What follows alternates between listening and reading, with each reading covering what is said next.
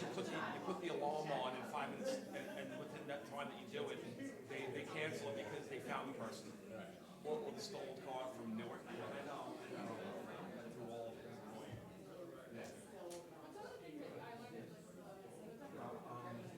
I have this, there's a new flyer on there, but that's, yeah, but the number is still the same, and the website's still the same. Yeah.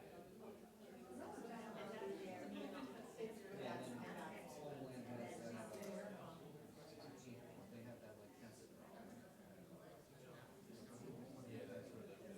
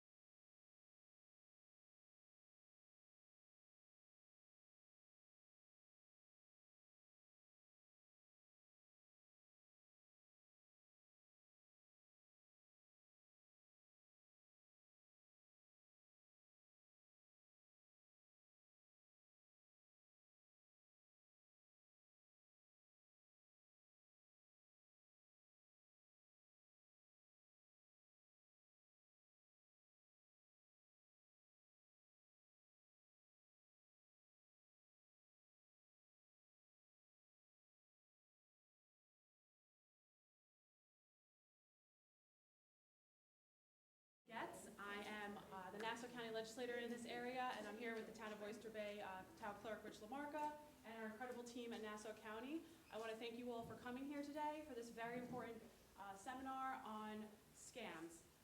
We are in a world today that is a little scary. AI can imitate your voice, and there's so many things that if just sitting here, you will learn and you can protect yourself.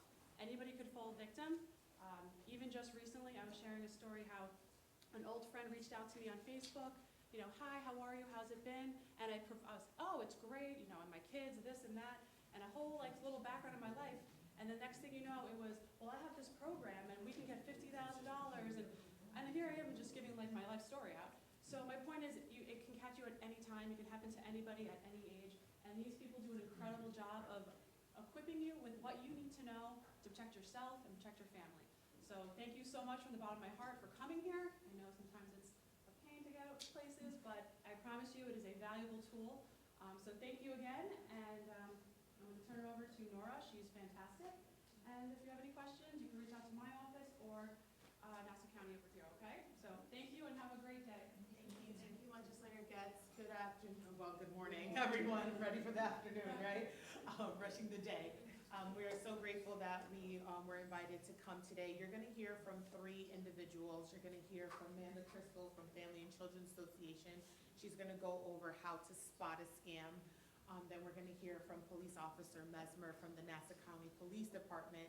He's going to talk about just some general safety and also how to report and how to negotiate and communicate with the police department. I'm going to come and speak about some recovery action and some items that can help keep you safe and just some precautionary steps that you should be taking, okay? It is a little bit of a lengthier presentation, so we do try to hold questions to the end, but we do want to hear your questions. We want to hear your stories. So thank you for your time and attention in advance, and I'm going to hand it over to Amanda. Hi, everybody. So good morning. My name is Amanda Crystal. I am the Program Coordinator for Financial Abuse and Exploitation over at Family and Children's Association. And I'm going to teach you a little bit about scammers, how they work, how to prevent yourself from becoming a victim of a scam. So scammers try to get your money and get your personal information, and they do it in 2 ways. They either make you really excited that something good has happened, you won the lottery, you won a free cruise, maybe there's a love interest waiting for you at the end of the internet, or they make you really scared, right? They tell you that if you don't do something that they're asking you to do right then and there, something bad might happen to you or somebody you love. In each of these cases, what they're trying to do is get you to depart with your hard-earned money, or they're fishing for personal information that they can use against you later on. And they do this in different ways. They use phishing techniques in emails. They do phony texts on your cell phone. They do scam phone calls, impersonating people or organizations. And today's scammers, they're not the one-off mom and pop scammers. These people are professionals, they're organized, they're global, they're business-like, and they really know what they're doing. And I always like to tell people, you don't have to be a fool to be fooled. Falling for a scam cuts across all social, economic, and educational levels. So being here and being educated is our first line of defense. One thing you should know is that there was a study done in New York State that showed that if people knew about scams, they were 80% less likely to fall for them. And if they did engage with the scammers, they were 40% less likely to lose money. So it's great that you're here today, and we're going to teach you how not to become a victim of a scam. Why isn't this going? Okay, so how do you know if something is a scam? Scammers pretend to be from an organization that you know. They might say that they're from the Social Security Administration, the IRS, Medicare, or a business like a utility company, PSE&G or Con Edison, or a tech company like Microsoft, Dell, or Apple, or even a charity. They also will tell you that there's a problem. They might say that you're in trouble with the government, or you owe money, or someone in your family has had an emergency and lost their wallet and is stranded on an island, or there's somebody in jail and needs bail money, or your computer might be infected and has a virus and is about to be locked down. Any of these sound familiar? Okay, we're going to go on to the nitty-gritty of them a little later on in the presentation. Scammers will also pressure you to act immediately. They want you to act before you have time to think. And they also tell you exactly how they want to be paid.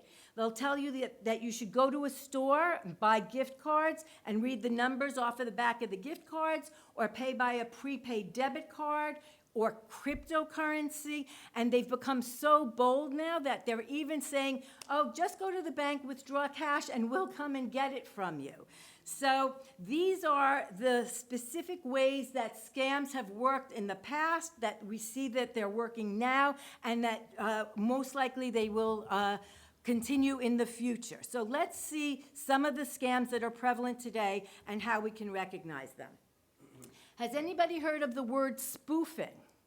Okay, so spoofing means the scammers can put on your cell phone or on your caller ID box anything that they want.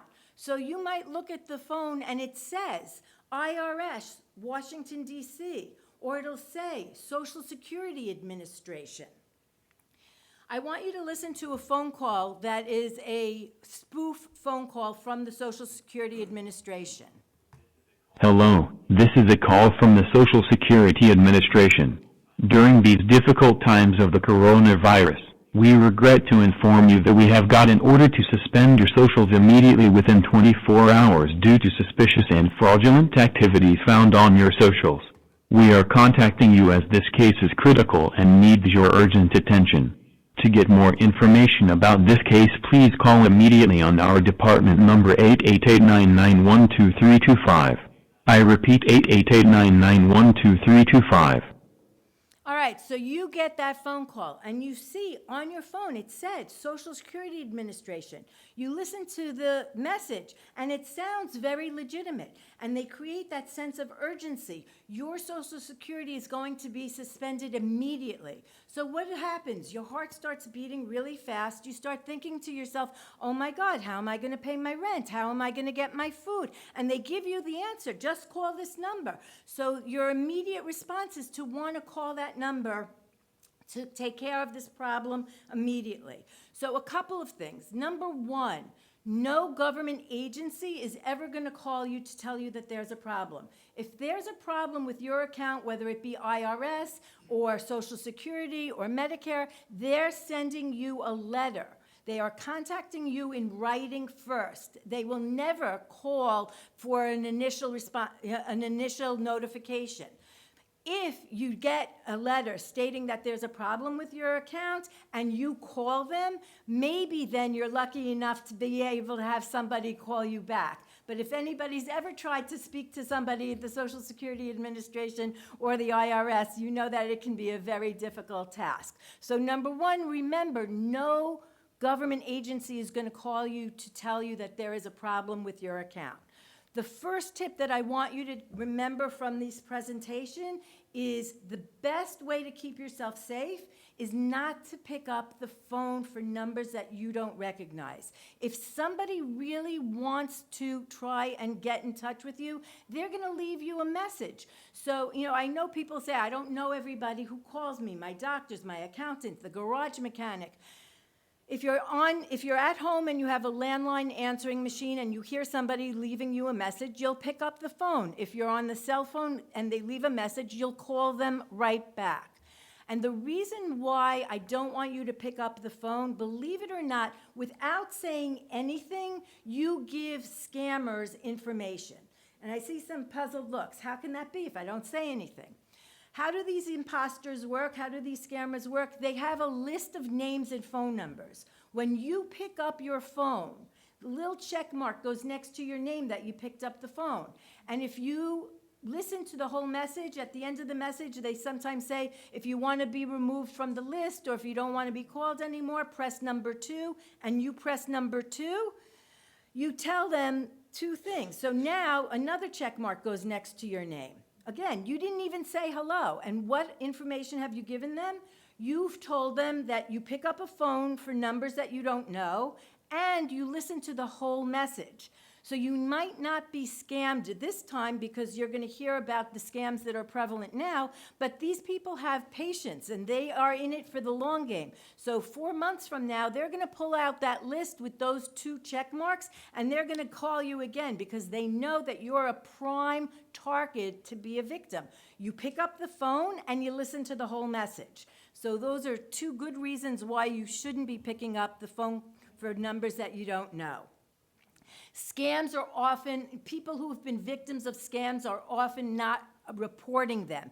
And being a good reporter, if you have been a victim of a scam or reporting calls that you are getting is very, very important. And one of the other presenters, Nora, will talk about that later on in the presentation. So let's talk now about the specifics of scams that are going on. Scams occur via the mail. The most prevalent one that we see these days is the bogus lottery sweepstakes scam. And how does that work? Publishers Clearinghouse. Has anybody heard of it? Yeah, Publishers Clearinghouse. It's a legitimate organization. You know, remember those commercials? They come with that big, huge check and the balloons and everybody's happy. Well, what are the scammers doing now? They're sending a letter, very official looking letter, gold embossed, Publishers Clearinghouse, and they say, you've won $500,000, and you have a smile ear to ear, you're excited, oh my goodness, I can take that vacation, I can pay off my mortgage, I can help the grandchildren with their education. And then they say, all you have to do is send us $5,000 for fees and taxes, and we will send you the money. Now, of course, people wouldn't be doing that because they say, I'm not departing with $5,000. So what have the scammers done? They send a check made out in your name for $10,000. And they tell you, deposit that check and just send us the $5,000 and we'll send you the remaining money. Now, I wasn't a math major in college, but I still know if they're giving me $10,000 and I'm only giving them $5,000, whether I get that other money or not, I'm still ahead $5,000. And a lot of people are falling for this. So what do? They go to the bank, they deposit the check, then they write a check for $5,000 and mail it off. And what happens? About 3 to 7 days later, they get a call from their bank that that check was senior moment, bounced, thank you, and that you are now out the $5,000, and there's nothing that we can do to help you get that money back. So a couple of things. First of all, what I want you to know is if you are a dinosaur like me and you are still writing checks, it's really important that you use a gel pen to write your checks. In the orange bags that you have, there is a pen. In that pen has a little plastic tip that needs to be pulled off. Gel pens, the viscosity of the ink is thicker than a ballpoint pen. And I'm telling you this because one of the other scams that we're seeing occurring is check washing. And what people are doing is they are dipping the checks into a solution that will wipe away anything that's written in ink. And they keep the signature and all the printed information stays, but anything that was written in ballpoint pen is erased. And then they write out a check to whoever they want for however much money they want. So it's important to use those gel pens. And don't worry, when this gel pen runs out of ink, you can go to CVS, you can go to Staples, just buy a gel pen. Sometimes they even say on the packaging, anti-fraud pens. So it's really important to do that as well. Another way that scams occur via mail is fake charity solicitation. So we're in a time now that there's a lot going on in the world. We have a war between Russia and Ukraine, and in the Middle East, there's been a lot of natural disasters.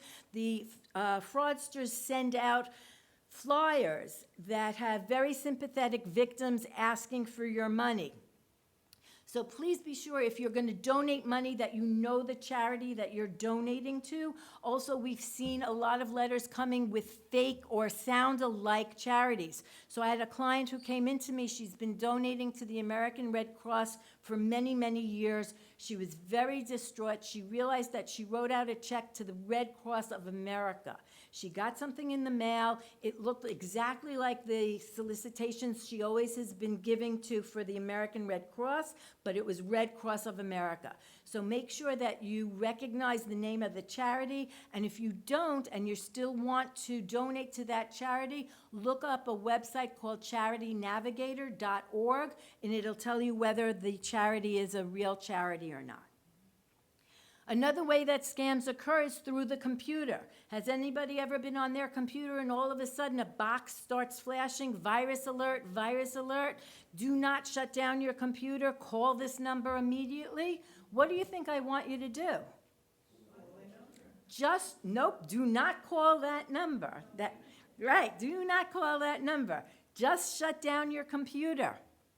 You close your screen, you open it back up, that box is gone, everything is fine.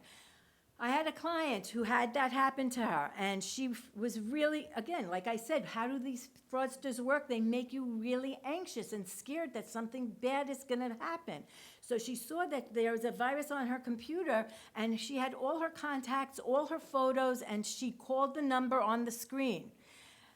So she calls the number, and they pick up, Dell computer, can I help you? And she goes, yes, I have a virus that says, I have a virus on my computer. Is there anything I can do? They said, sure, we can put anti-malware software on your computer. It's $500. It'll clean your computer, and you don't have to worry about any viruses now or in the future.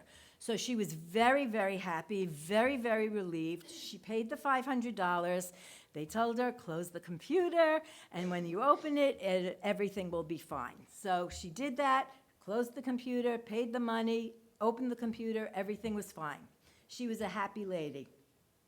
That afternoon, she had a card game, so she told her friends at the card table, be careful, you might get this warning about a virus on your computer, but don't worry, it happened to me, and I called the number, and I spoke with them, and they fixed it, and I have no worries. And so one of the women at the card game said, oh, Shirley, don't you know that was the Dell computer scam? There was no virus on your computer. So, of course, Shirley felt really stupid and really embarrassed. And about a couple of weeks later, she violated number one rule of this presentation, and she picked up the phone for a number she didn't know. And the person on the other end of the phone goes, hello, Shirley, we know that you fell for the Dell computer scam. You lost $500. You are not alone. There are many people that are falling for this scam, and I am an attorney and will be able to help you. We're filing a class action suit. Not only will you get your $500 back, but we are suing for punitive damages. You'll be able to get more than $500 back. All you have to do is sign a legal retainer for $2,500, and all will be good. So, of course, Shirley, trying to feel better about herself and make herself whole, signs the retainer, and poor Shirley was out $3,000.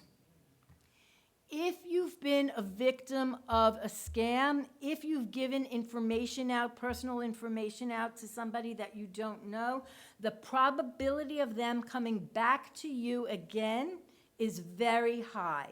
Because like I said, with those phone calls and those check marks, they know they got you once already, and so they're willing to come after you again, or they'll sell your information to other scammers and say, we got some money from this person, here, go for it. So be very, very careful if you've been a victim of a financial scam already. Scams also occur via the phone. How many people have heard about the grandparent scam? Okay, the number one telephone scam going around. And now with artificial intelligence, it's even harder because as the legislator said, you can get a phone call and the voice on the other end of the phone can actually be the voice of your grandchild or your relative or your friend. It's very easy with artificial intelligence to do something that's called a deep fake. Not only can they do a correct and accurate imitation of your voice, but they also can do picture images. So we've actually have seen video clips asking for ransom of a person being kidnapped and being held against their will, and it was a totally fake video, but it was the person that they were calling's child. So how do you deal with something like this? How do you prevent yourself from being a victim of this type of scam? I tell people to have a password with their family. If you don't feel comfortable with that, if you don't have a password with your family, pretend like you do. If you get a phone call from somebody saying that they know you, that it's a grandchild, it's a friend, they're in trouble, they need money, you go, what is our password? And what do you think's gonna happen? Exactly, they're hanging up because they have that roster of all these people. They don't have to deal with you, they'll just go to the next name on the list. So pretend like you have a password if you don't have a password. Some people don't even feel comfortable with that. If you don't feel comfortable with that and you get a phone call of a grandparent scam or a friend or relative is in trouble, try to contact that person immediately, whether by text or on using another phone. See if you can ascertain their whereabouts. Usually you can. Best way to find out that everything is okay and that this is really a scam. IRS calls, as I said before, if you have problems with the IRS, they are going to contact you in writing. They will never contact you by phone, and we've just passed the IRS, the taxes, so you don't have to worry about that till next year, and hopefully, as I said, you'll remember that nothing that you get via the phone is legitimate unless you've already been in touch with the IRS or any other social service agency or government agency. There are lots of scams that are prevalent that I can't discuss because, as Nora said, it's a lengthy presentation. I do want you to be aware of Medicare scams. Make sure that you check your explanation of benefits, and anything that is on there that's being charged to you is something that you received. So we had a client come in and she was distraught that she was declined for a wheelchair. And what happened, we did a thorough investigation and we found out that about 3 years prior, on one of her explanation of benefits, there was a wheelchair that was credited to her account, which she never got, she didn't know about. It was on her explanation of benefits, but she didn't say anything about it. And it's, you know, medical durable equipment is a once-in-a-lifetime opportunity, so she couldn't qualify for a wheelchair since it had already been billed to her account. So make sure that you check those explanation of benefits. With the good weather coming, make sure if you're doing, getting a contractor or home improvements, that you get somebody reputable, that not somebody who's just coming and knocking at your door saying, I'm in the neighborhood, I have extra material, I can do it really cheap because I have this surplus. Always try to get recommendations from friends or call the Better Business Bureau. Use somebody who is a licensed and insured contractor. So up until now, we've talked about what the scams are. Now, what can you do to prevent yourself from becoming a victim of a scam? Make sure to protect your account numbers, your PIN numbers, your passwords. Don't give personal information over the phone to anybody who initiates a phone call to you, no matter how legitimate they sound, no matter how friendly they are.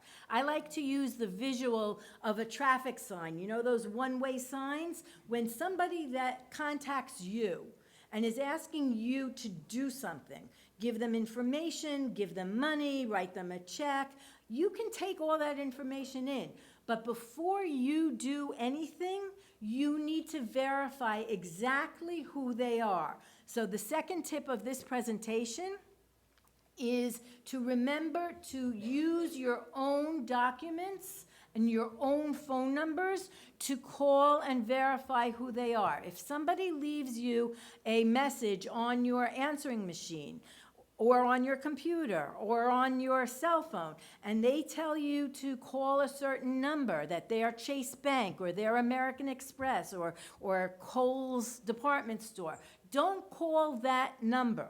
Go onto your own records, call the number that you know, because what the scammers do is they set up call centers. They'll leave you a number to call. They know exactly what they said on your phone, on your machine, and on your message, and they'll pick up the phone and say, American Express, can I help you? Or Chase Bank, can I help you?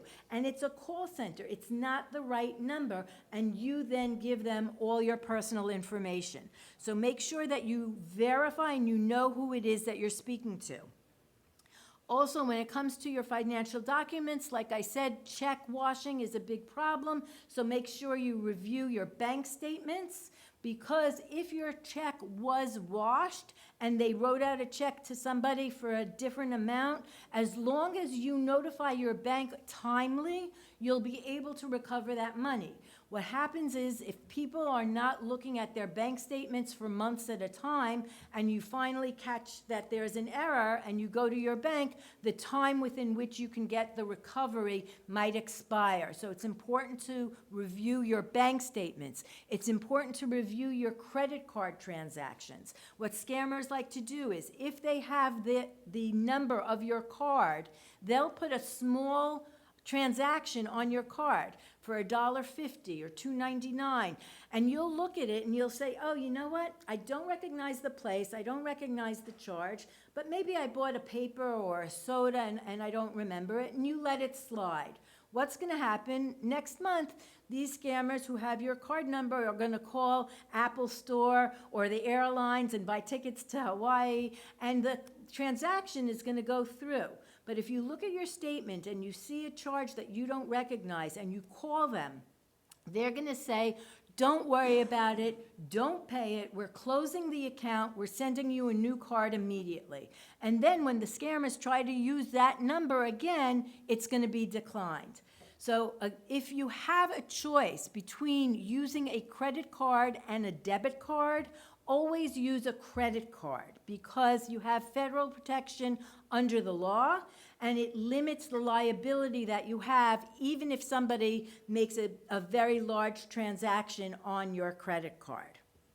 Also, preventing yourself from becoming a victim, shred documents. If you don't have a shredder, I do this when I get my mail. I stand with a black magic marker. I cross out all, personal information. I tear it up, throw it in the garbage. There are people that do something called dumpster diving, and what they do is they go into these big garbage bins and they take out the bags, they open them up, they turn them upside down. They're looking for papers that have your Social Security number, your Medicare number, any other account information that they can get their hands on. So, what are some of the takeaways from this presentation that I want you to remember? Number one, do not pick up phone calls for numbers that you don't know. Number two, verify all information before you give anybody any information that you have, or before you send money, before you send a check. Use your own documents to make sure that you are speaking to the correct people. As I said, these scammers have become very, very sophisticated. There's something called phishing, and phishing emails is when they masquerade. They could be your bank, your credit card company, and they'll tell you that there is a problem. They want you to click on the link. I got one last month, and it was from my bank, and I was really shocked, because what it said was, there was a problem with my account, click on this link, and if you have any questions, call this phone number. Now, I've been a customer at the bank for over 30 years. Never got an email from them. I've had phone calls from them that they said that there was a check written, did you write this check? Never got an email. But on this email, it did have the correct phone number of my bank, so I was confused. I didn't click on the link. I called that number because I knew that that was the correct number. I asked if there was a problem with my account. They said no. I told them about the email that I got. They asked me to forward it to them so that they could send it through their fraud department. So you have to be really vigilant, you have to be really careful. You know, we grew up in an age where we were very trusting, and unfortunately, in today's times, we have to be very, very skeptical. So remember that also when it comes to gift cards are fine to buy and give them as a gift card, but anybody who's telling you to read numbers off of the back of a gift card for payment for services is 100% a scam. One of the scams that we saw last summer, as we're getting into the hot weather, is scammers pretend to be from your electric company. They say that they didn't get your last payment, that they're going to turn off your electricity within 24 hours unless you go and get those gift cards and read them, the numbers off of the back of the gift card. Now, when you have a heat wave like this, or even just hot summer weather, and you just bought your food and you have a refrigerator full of food and you're sitting in an apartment with air conditioning and they're threatening to turn off your electricity, you get really scared and you want to do what you can to make sure it doesn't happen. So remember again, gift cards are fine, but if anybody's asking you to do it and read the numbers off of the back of the gift card, it is a scam. Also, anytime that you feel that somebody is asking you to do something quickly, right, that you have to do it right now, or something bad is going to happen, or something, you know, or even like if it was for a good thing, that you won a free cruise, but if you don't give them the $100 deposit right now, they're going to go to the next person. When you feel that sense of urgency, take time to like take a deep breath and slow it down. If it's a legitimate offer, if it's a legitimate problem, they're going to give you time to talk to somebody and check it out. So make sure that you take time before you think. That's the end of my presentation. I'm going to call Officer Mesmer to continue with the presentation, and thank you for your time.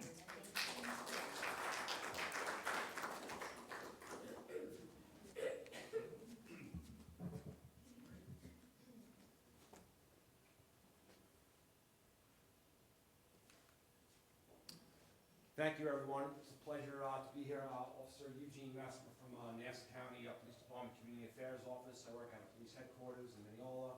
So as a community affairs officer at a headquarters, I work throughout the 8 precincts.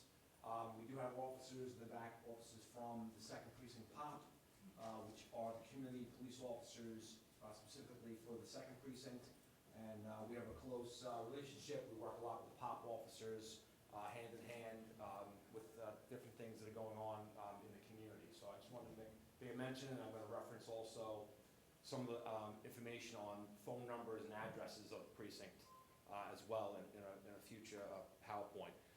So anytime there is an emergency, whether you live in Nassau County or anywhere in the country, if it's a threat to life, crime in progress, you're going to call 911, right? Officers are going to come to your house. In the case of maybe if it's a burglary, they're going to come to the house, they're going to clear the house, make sure it's safe. You know, someone's come into your house unlawfully, they took some items, they left, it's burglary, right? That's the crime, it's a felony. At that point, officers will maybe speak to your neighbors, they'll call out the detectives. In this case, if anything happens in here, from Oyster Bay, 2nd Precinct, right, they'll call out detectives from the 2nd Squad, and then they will do additional follow-up. They might also generally they give you a business card. Officers can do that too. And detective would contact you. The things that are non-emergency, for example, perfect example is say, I didn't get my wallet stolen, but I lost my wallet, right? And if you call 911 for a lost property, it's a non-emergency. 911's not, they're gonna still dispatch the cars, but you have the option of calling the 2nd Precinct or depending on where you live directly, and the officer will send that information out to 911 and they'll dispatch cars. Or you have the option of, like non-emergency situations, you can walk into the precinct and speak to the officers inside.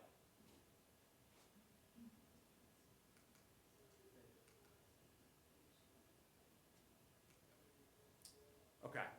I do have it on the table, as well as a lot of the things that I cover in the PowerPoint are in written form, just to point that out. But definitely take advantage of Office of the Crime Victim Advocates materials. They have a lot of great stuff.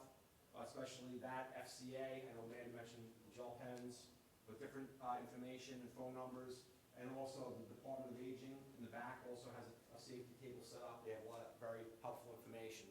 So as you can see, 8 precincts. In the case of the 2nd precinct, you have the address there, and you have the phone number, the 573-6200. You can call that number and speak to an officer. Just going to go quickly through this because I know we're a little, there's a little bit of a time constraint. But this is something that was added. This is our community website for the police department, www.pdcn.org. The part that's highlighted, the circle with the arrows, it's the alert tab, which provides an alert drop-down box. And a lot of times it'll tell you of different things that have gone on in the county, as well as different tips. They do have a section on scams, things that are targeting the older population. But also, if you need to look up information on the precincts, the box is right there. Different services, employment opportunities. I definitely think it's something that people should look at and search through and take advantage of that. Really just the main crux, a lot of times, it's just with our behaviors, how we can change our behaviors. And Mandy touched on a lot of this, so a lot of this is just reinforcement. So anytime, as said previously, no one's gonna, anyone that asks or demands for any type of payment by gift card or wire transfer, I mean, who do we give gift cards to, right? It's family and friends. Anything other than that, like we usually do that for a special occasion, a birthday, a certain holiday, maybe it's a religious holiday, a graduation. We're only giving it and buying it for our family and friends. So no government agency, as has been stated, is going to demand. If they demand it, that's false. It is a scam. What's that? Yes, I can. I'm sorry. Yeah, I'll use that. I'm sorry. I thought I was. And that's good. And it's no problem. If I'm not loud enough, definitely give me a shout. Okay. So, along with the gift cards, we know that, and also wiring money. I know, like my niece was recently in Spain. We're wiring money to people that we know. And if you go to the Western Union, they have all the warning signs. The warning signs there are for a reason. Certainly don't wire money to people that you don't know, but it's done often where people are scammed out of their hard-earned money. So just be mindful of that. And then check. Always verify information, right? I always told it just a quick story. My mom got the call that my nephew, her grandson, was in an accident. She called me at work. And she actually lived in Garden City, where I work up the block in Mineola. She told me about Timmy. I said, Mom, I can tell you, I think it's a scam. Call Timmy. He should be at work, right? I said, Mom, just give me a call back.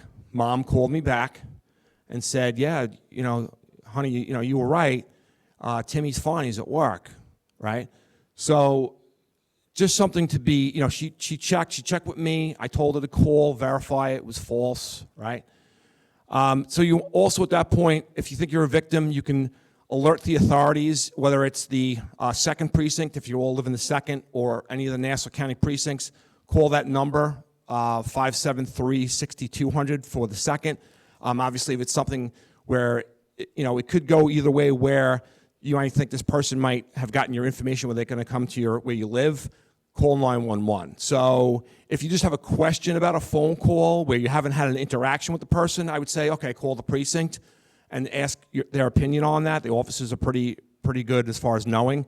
But if it's something where you think the person might come and have contact with you, definitely call 911.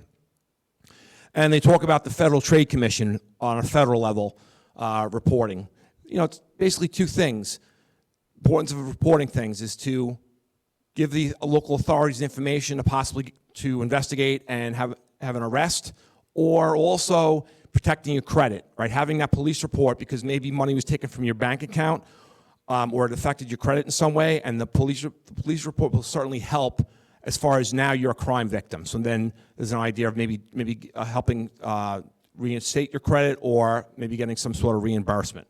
And then mention it. So there's about 20 people here. I always say at presentations that the 20 of the people that are sitting here, if they go out and speak to another 20, you're letting your friends and family know about the certain, about the number of things that you've learned here. So I think that's definitely a value, right? And I always had the joke with Mom. I said, Mom, you followed all 5 of my steps, never attended one of my presentations. So I gave kudos to my mom for that, right?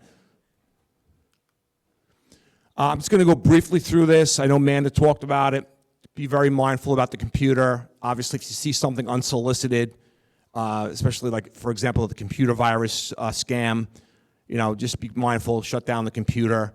Go to a reputable company that can check your computer for viruses. Don't go buy stuff that's just popping up. I'd be very wary of that. Skimming devices, which Nora is going to go into her presentation. Just be mindful of the fake card readers. And then there's different things as far as using credit as opposed to a debit card. Maybe not avoid using your PIN.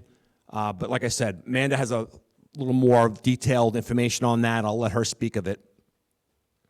They have been put in bank ATMs and gas station ATMs. Okay. Just as far as deception burglaries, right? Somehow people getting into your house, all right, with, the traditional, breaking in, going in, where maybe they pose as a utility worker. They tell you, oh, I have to get into your house to check something. First of all, anyone that works for a utility has to show identification. So it should be outwardly displayed. If by chance you have any type of doubt, first of all, I wouldn't let them in the house. They might have a right-of-way rule, but nowadays they should be letting you know they're coming onto your property, right? But if you see someone on your property and they're not invited, call the police, right?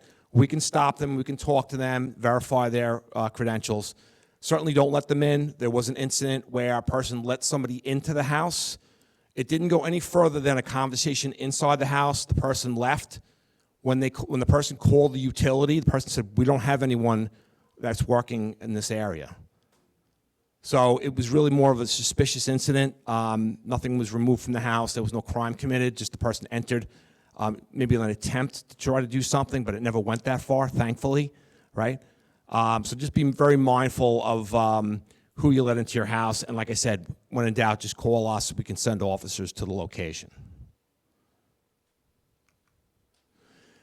Just a quick thing on package thefts, right? I always just say that I've learned that maybe talking to your carrier, whether it's the post office or UPS or Amazon, see what the policies are. I know UPS, I said, UPS driver, I said, sir, would you be able to not put the packages on the front stoop?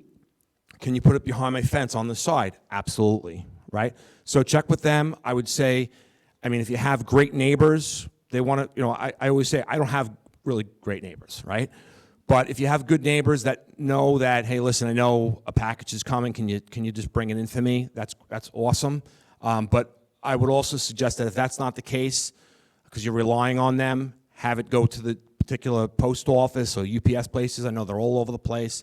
But at the end of the day, be home for when you know it's going to be delivered. You see nowadays, it's good maybe have a surveillance camera or Ring or whatever you have. It shows the package being delivered, and what is the person who's delivering it doing? They're taking a picture of it, and they're sending you an email that's been delivered, which I think is great. But just be mindful of that.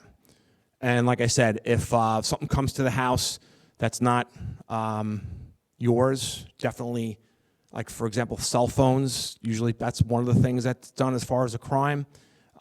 Notify the carrier and then make a report, because a lot of times if something comes in your name and you didn't buy it, the company will try to charge you for that. Okay. I just call this a little bit about situational awareness. So if you look at the picture, the mother here has a lot going on. She's got her child in her hand. She's got the shopping cart. She might even have her purse. She's got the packages. Recommendation would be, you're doing that. First thing you do, take what you have, like that pocketbook or that purse, secure it in the car, but be mindful of who is around you. I know when I've been at shopping centers, I've had people approach me, and they're looking to distract you. Maybe they start talking to you, and then their partner is up there to try to remove something, not just necessarily from your shopping cart, but opening that door that's now unlocked and taking something out of the front seat. So the recommendation there would be, don't leave anything of value on the passenger seat. Make sure everything is secured and out of sight in your vehicle. Going to just shift gears for a second. Nassau County did purchase this some years ago. It's called Smart 911. It's a national safety app. You can get it on your smartphone, or you can go online as long as you put in smart911.com or Smart 911 as an app. I have the paperwork right there, so everyone can pick that up. It's a safety profile for your family. So if you live in a house or an apartment, you can sign up as long as you provide an email address, password, user ID. They offer a security PIN, which is good, a second step verification. In the event of an emergency, as long as you create that initial page, you have established an account. The 911 operator can see at this address the person who lives there, their medications, their allergies, their vehicle information. Maybe they have someone that they're taking care of with a cognitive disability. So you can also put your pet's information. A lot of valuable information helps first responders with knowing what's at that location to assist the person. I might have not said .com, but www.smart911.com. On the site itself, up top, there's an information bar that gives an 800 number to speak to a customer service rep. But if you have any questions, you can always email us at communityaffairs@pdcn.org, and we will get back to you if you have a question. And our phone number of 573-7360, which will come up again at the end of the PowerPoint. Just a reminder, it's called the 9 p.m. checklist, where we just tell people at the end of the day, the weekend comes, you've been shopping, bring all of your personal belongings, everything that you've purchased with your hard-earned money into the house and secure it. Lock your car doors. A lot of times you see where people, 3, 4 o'clock in the morning, right, when we're all sleeping, people are walking around, they're trying door handles, right? And there's always that one car where it's unlocked. They go in, they see something there, they take it. Could be a credit card you left behind, or maybe something with your personal information. And also, obviously, lock your house door. All right, this is just some of the things that Community Affairs offers. We're talking about senior engagements, different scams. Legislator Samantha Goetz, who had spoke initially, we have a good partnership.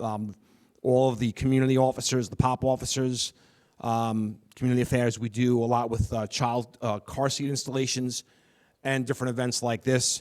We also work through the schools, but this is just a number of the things that our office in Community Affairs does.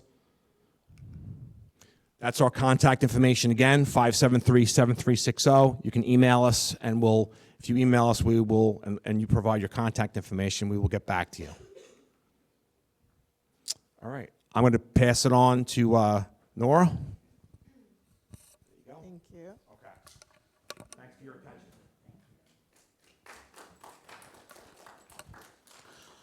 Good afternoon. I think we are afternoon now, right?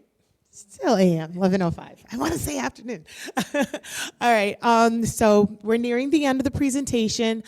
If you recall, a couple years ago, skimming devices was really popular, like a good 10 years ago. It was on ATM machines and at gas stations, where they were putting something on top of the card reader, stealing your card information.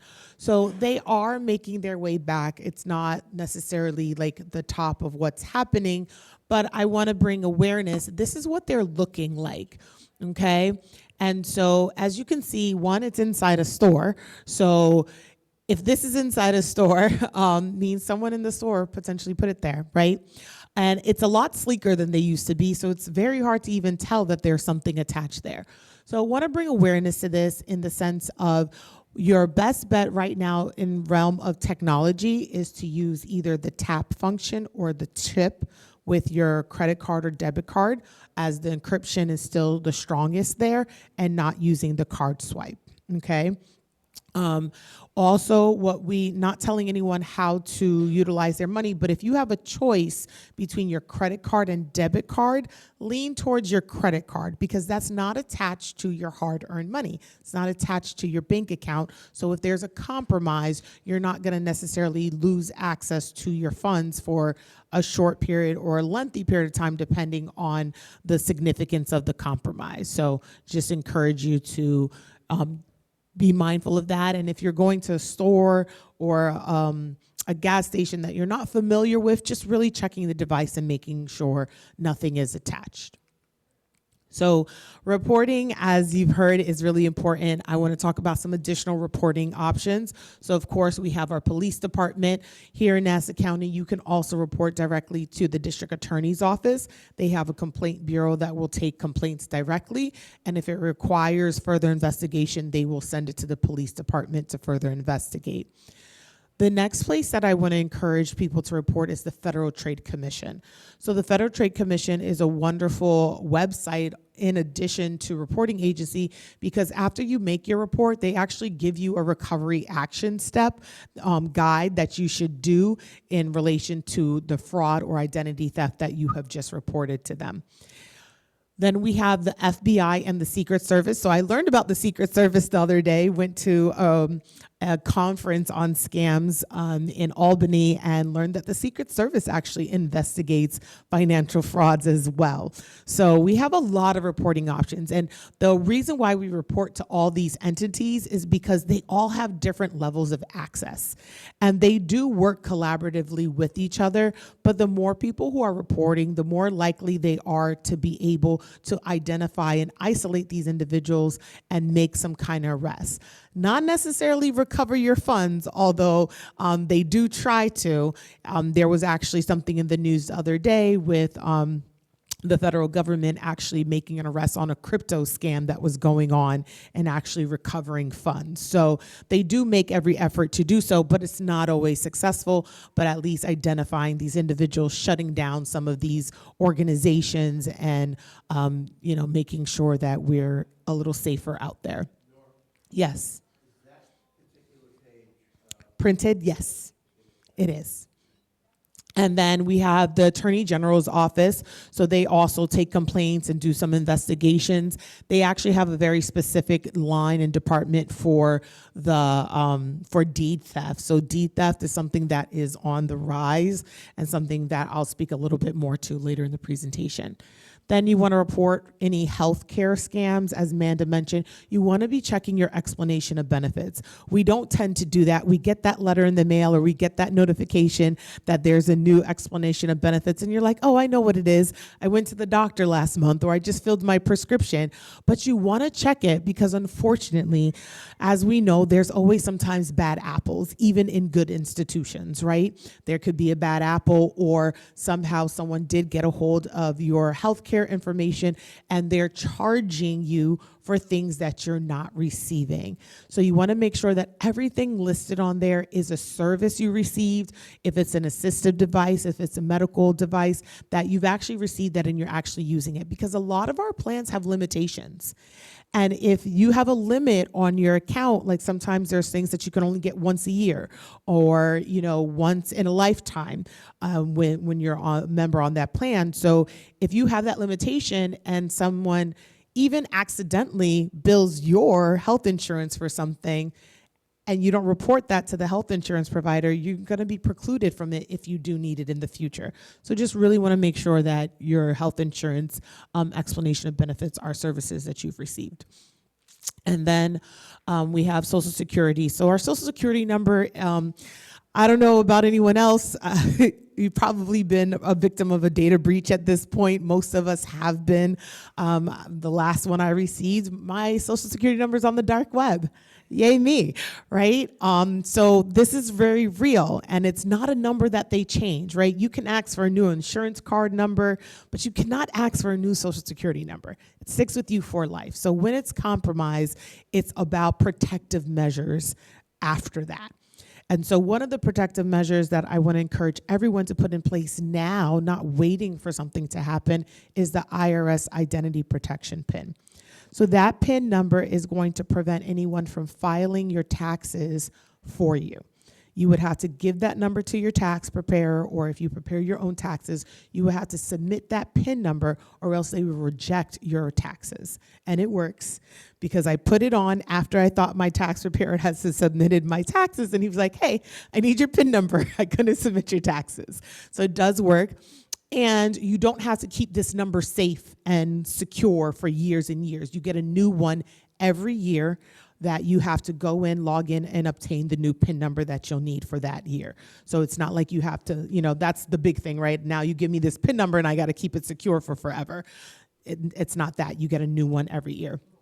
It does require a bit of a process to verify who you are if you want to do it independently at home. You have to scan your driver's license and all this stuff, or you can make an appointment at the Social Security's office and get that registered for that. And then mail fraud. So mail fraud is not the biggest one on the news, and it's not the one we get notifications on all the time, but it does happen. So one of the things that occurs is that people will kind of all of a sudden realize, hey, I haven't gotten as much mail lately. Why am I not getting my mail? And then they go down to the post office and learn that someone did a change of address form, and they rediverted your mail somewhere else. Because what happens when you do a change of address form, they do verify that you did the change of address, but guess where the change of address verification form goes to? The new address, right? So it makes sense when you're actually moving, because you're not going to divert your mail until you're moving, and so it should go to the new address. But in this, it's kind of a loophole that creates a conundrum where someone can actually forward your mail and you not realize it. So one of the ways to stay informed and to actually intercept this is to sign up for something called informed delivery. So you will get an email every day with all the mail that you are to receive. And so if there's a change or something like that, it's going to be on that account, and it's going to let you know that that form was completed. So it actually has an enhanced feature now where you can actually find out when your mail's actually been delivered. So this is also really great. If you're going away and you're traveling, maybe you have someone picking up your mail for you, or if you have one of those open mailboxes, you'll know all the mail that should be in your mailbox when you return back. So if you see something missing, you can, take whatever action steps if it was an important document or something like that you received. Also, just for an awareness, if you don't know, the post office can hold your mail for 30 days if you are going on an extended trip and not deliver your mail. You can actually activate that as well. So these are your rights. Our office is tasked by the county legislature to educate on victims' rights. So we have the victims' rights booklet for New York State just in general, and these, which is also printed out, are your rights as a victim of identity theft. So awareness on this is what's important, so you know how to advocate for yourself, right? And so that's why we bring this up. I don't necessarily go through each one because we would be here even longer, and I want to get to some of the nuances that we want to share, but bringing your awareness to this, bringing your attention to this, so you can take that sheet of paper and know, and this is also on the Federal Trade Commission's website. So what do we do, right? At the end of the day, if we are a victim of a financial scam, what do we do? What steps do we take? Now, this is just a general overview. Every situation may have a slight nuance. So even though you hear this and you're informed about this, you do want to make sure that you're covering all your bases by either contacting Manda's agency, my agency, or some other numbers I'll give you at the end. Or like I said, when you do that Federal Trade Commission report, they're going to give you some action steps to take. So the first things first is just to contact the institution where the fraud has occurred. What we do not realize is most transactions do not happen immediately. They happen over a course of time. So if you're able to intercept that transaction, the likelihood of you being able to recover your money increases. So like a wire transfer. Wire transfers do not happen in one full swoop. They happen over a period of time. So if you realize, oh wait, that was fraud and I shouldn't have done that wire transfer, you contact your institution, they can stop the transfer where it's at, and whatever money hasn't been transferred, you're going to be able to keep, okay? Then you want to place freezes and holds on any of your accounts that have been compromised until the situation's resolved. You might ultimately have to cancel or close out those accounts, but at very least putting freezes and holds so no other transactions can occur until you figure out what's going on. Then you want to change your logins and passwords.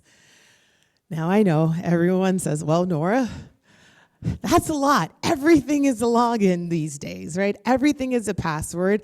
And so, yeah, I use the same password with the different numbers or letters that are, one's capital, one's not. I just change that around. That's not a good idea, because at the end of the day, these individuals aren't on the computer typing one web address at a time and then putting in your email, then putting in the password they think. They're using something called an algorithm that's running through hundreds of thousands of websites and plugging in your contact information and seeing what works. So if you use the same password for everything, if they have one password, then they have all your passwords. So there are some options for you. One, I say focus on your most sensitive accounts primarily. So your bank account, your pension, your investments accounts, your health insurance accounts, those are the ones that you really want to focus on, and anywhere where you store your credit card. Those are the accounts you want to make sure you have a strong, secure password. Strong, secure passwords are going to be very long. They need to have numbers, letters, and characters, okay?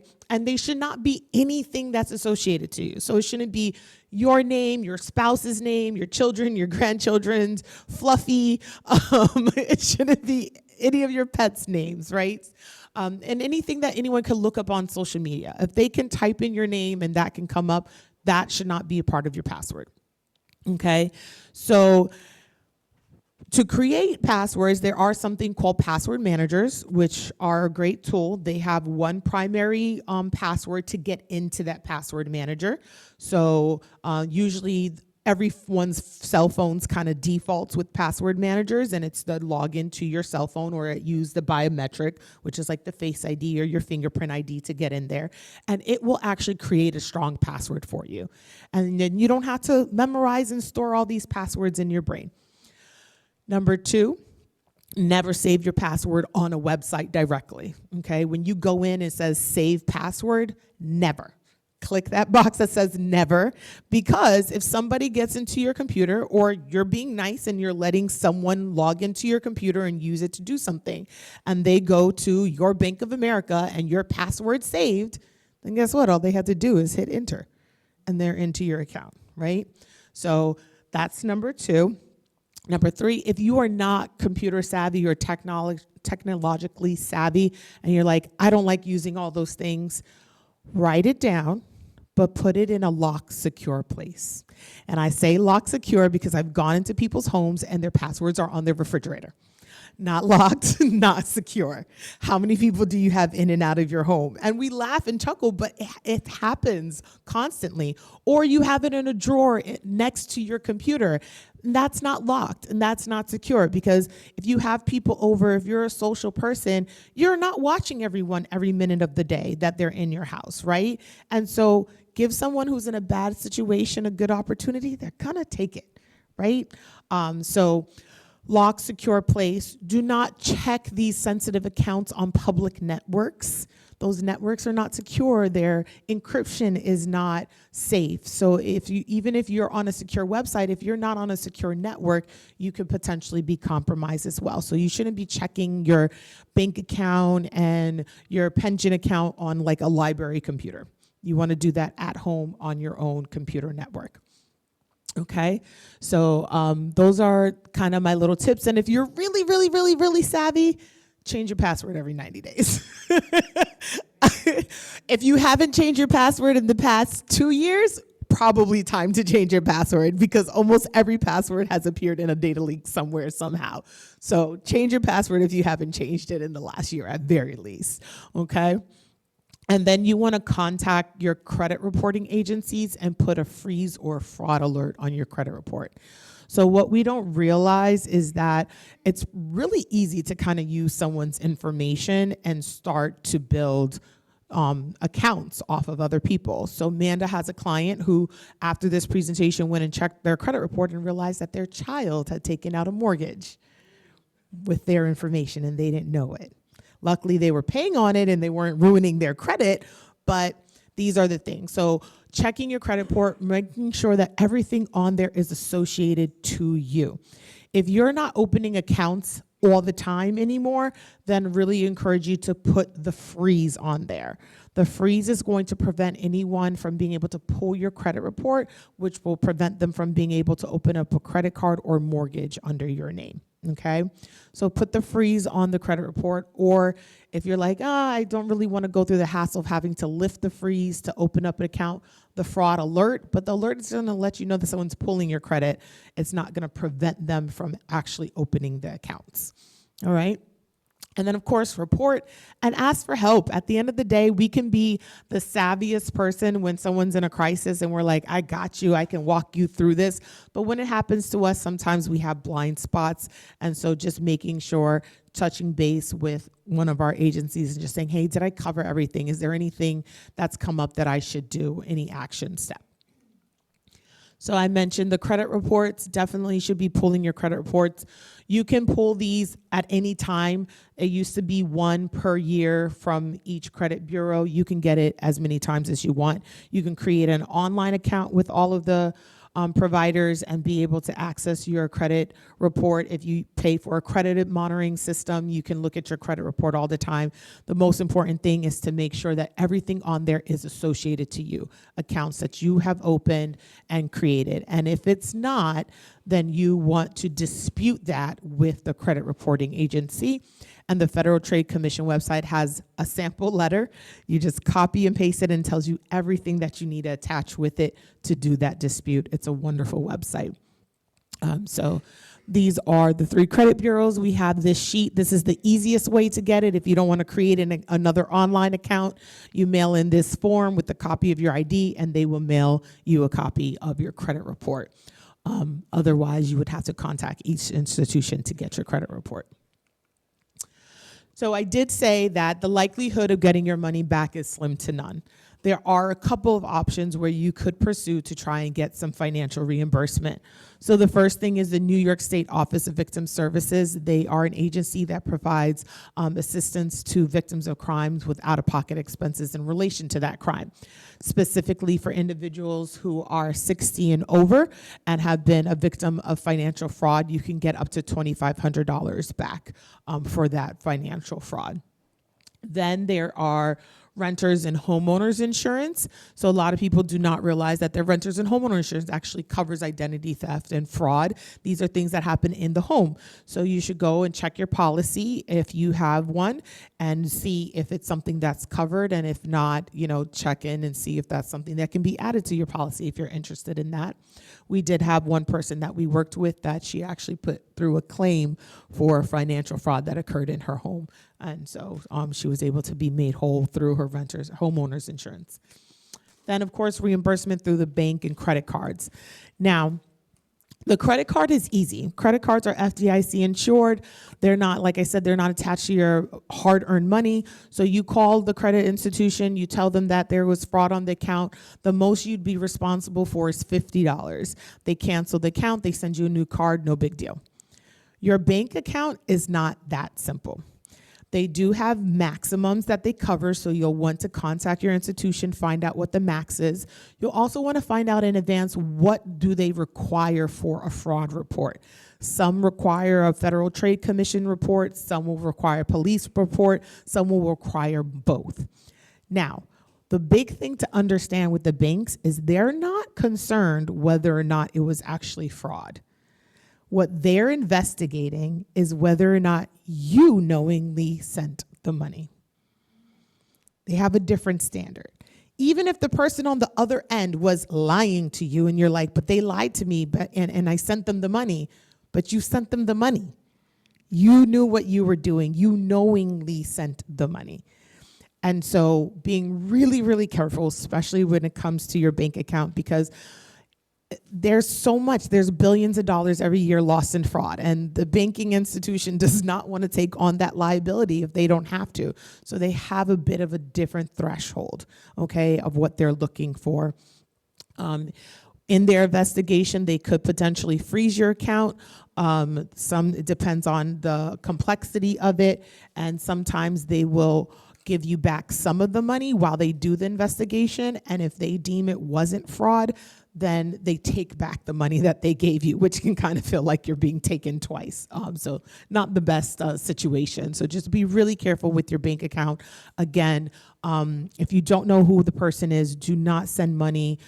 Do not click on any links. Don't give someone access to your computers to remote in that you are not sure is a legitimate entity, because this is how they're doing that. They're logging in, they tell you to log in, they tell you to send money, and then it looks like you're doing it because they're logged into your account and you logged into your bank account and you're doing a transfer. So I'm being very mindful. And then of course the last one is civil remediation. If you want to sue a person, of course you do have to know who it is, and civil remediation actually costs. So do have one gentleman we worked with, and he said it was all about principle for him. It didn't matter that it was costing him to sue the person. It was about the principle of the matter. So for everyone, everything's a little different. We had one individual we worked with who did something really great and savvy. They fell victim to a gift card scam. And what they did was not only did they utilize this compensation application, but they actually contacted the store that they bought the cards at, and 2 of the transactions hadn't completed, so the store was able to cancel them. Then they called the gift card company where they had bought the gift card. One of the cards hadn't had the money taken off of it yet.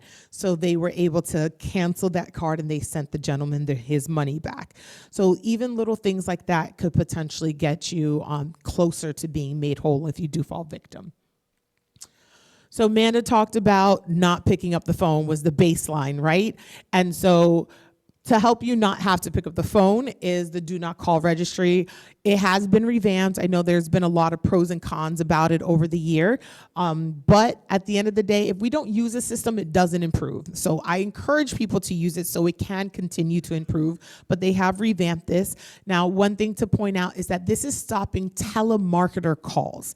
It's not gonna stop the robocalls, it's not gonna stop the scammers. But if you're getting a lot of telemarketer calls and you can reduce that, then again, the less we have to look at, the better our capacity is to catch what is fraudulent. So this is about minimizing so you're able to better negotiate what is fraudulent, what's not. Then you have robo-blockers that you can download. They have them for your landline and they have them for cell phones. Some of them do have a fee, but they will stop the robotic calls. The thing with that is they will also stop the robotic calls that you want, like the pharmacy reminder that your prescription's ready or the appointment. So one of 2 things, they do have like the ability to put in no numbers, but if that agency isn't using the same number every time when they send out that robocall, that might not work. So you would just need to let them know, like, hey, you can't use a robocall reminder for me. You have to call me manually, like the doctor's office or the pharmacy, and they should be able to do that. Or have them send a text message or an email notification instead.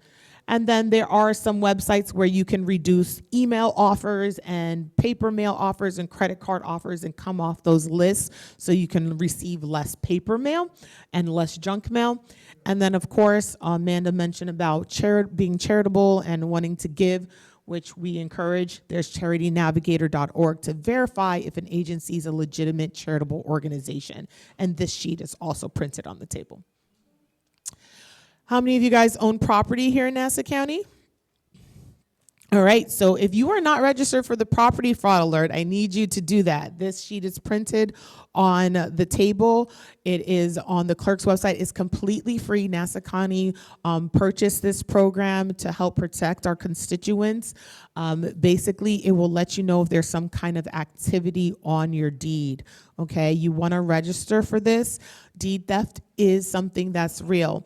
They're targeting primarily people who are in foreclosure or individuals who have like outstanding taxes and things of that nature, but it's also happening in other situations. We have a client that we're working with where they were trying to put their house in a trust and didn't read everything that they were signing and actually signed over the title to their home and are now being evicted from their own home. Right? So little things like that. Anything that has to do with your home, it's one of the biggest purchases you made in your entire life. Please read all the fine print. Do not just sign. Have a lawyer read everything. Make sure from a different agency than the person who's handing you the papers. Make sure that what you're signing is what you're intending to do and you understand what you're signing.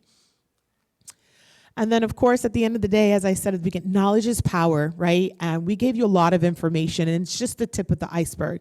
But everything we shared with you today is going to just slowly fall to the back of your brain, which is natural, right? And so utilizing these tools to help you stay informed. We have the AARP Fraud Watchdog. You do not have to be a member of them to sign up for this. I'm signed up. You get an email or a text message letting you know the different scams that are going on, how to spot them, how to stop them, how to recover from them. They also have a helpline. So if you think something looks fraudulent, you have a general question, you can give them a call, as well as the National Fraud Hotline, which also has a support group for individuals who have fallen victim of a scam. So this is the end of the presentation. I want to thank you for your time and attention. I want to thank Town Supervisor and Legislator Goetz and, of course, our County Executive for putting this presentation together. And if you have any questions, we are happy to answer them. Any questions, stories? Yes, ma'am. Mm-hmm.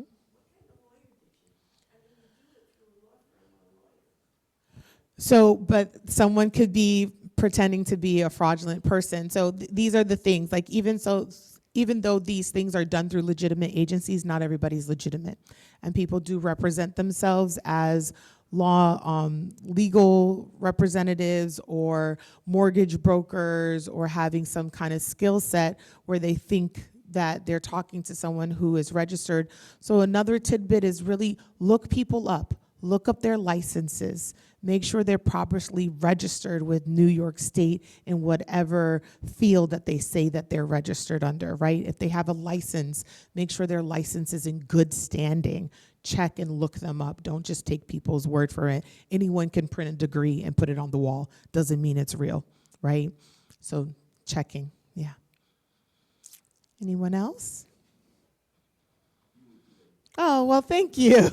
Well, thank you. You all are credible messengers. Please come take lots of material so you can lighten our load on the way back and spread the word, share the information. Thank you for your time and attention.